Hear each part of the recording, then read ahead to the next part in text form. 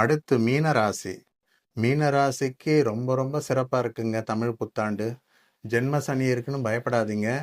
யோகாதிபதி 2, 9 கூடிய செவ்வாய் ராசியில இருக்கிறதும், உங்க ராசிநாதன் குரு 4ஆம் இடத்துல இருக்கிறதும், கூட சனி சேர்ந்தது மிகப்பெரிய பாதிப்புன்னு நீங்க கவலைப்படாதீங்க.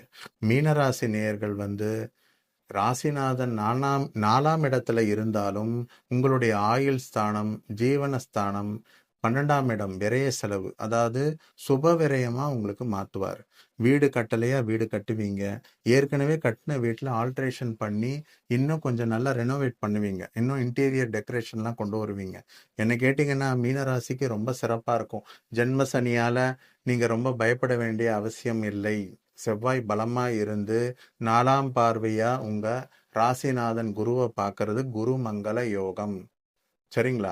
ஆனா செவ்வாய் சனி ஒண்ணா இருக்கிறது ஒரு சின்ன பிரச்சனை. என்னன்னா, பேசும்போது கவனமா பேசணும். ஏன்னா 2ஆம் அதிபதி செவ்வாய் சனியோட சேரும்போது சிறு சிறு கைகலப்பு, பேச்சினால பிரச்சனைகள்லாம் வரும். நிதானிச்சு பேசணும். அதே மாதிரி அக்ரிமெண்ட்ல சைன் பண்ணும்போது ரொம்ப கவனமா கையெழுத்து போடணும்.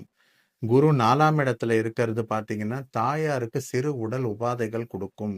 இருந்தாலும் பயப்படுற அளவுக்கு இல்லை.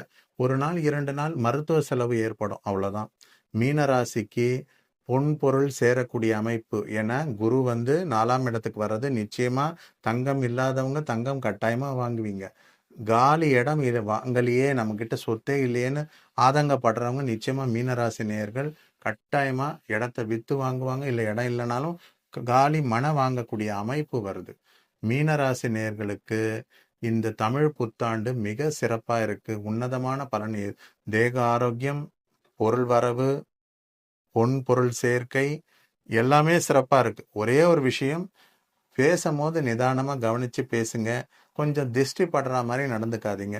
ஏன் நான் இந்த வார்த்தையை அடிக்கடி சில ராசிகளுக்கு சொல்றேன்னா, செவ்வாய் சனி ஒண்ணா இருக்கும் போது தேவையில்லாத ஆடம்பரமான பேச்சு திஷ்டி படுற மாதிரி இருக்கும். ஸோ இதை குறைச்சிக்கிறது நல்லது.